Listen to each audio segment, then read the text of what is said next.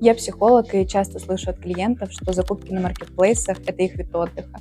Но такие импульсивные покупки, они только в моменте дают быстрый дофамин, а потом общая неудовлетворенность жизнью, она усиливается и возвращается. Я психолог и часто слышу, я отдыхаю, листаю соцсети.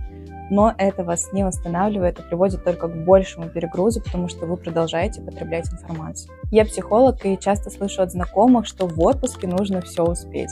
Но такой отдых, он вас не восстанавливает, потому что он превращает ваш отпуск в гонку, после которого нужен еще один отпуск. Я психолог, и многие уверены, что общение– это лучший способ отдохнуть.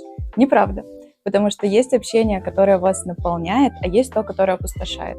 Внимательно наблюдайте за своим состоянием. После общения с какими людьми вы чувствуете подъем сил, а после каких вы выжаты как лимон. Настоящее восстановление начинается тогда, когда выходят за рамки этих шаблонов, когда перезагружается ваше мышление, и вы возвращаетесь к внутреннему состоянию, к своему телу, к себе.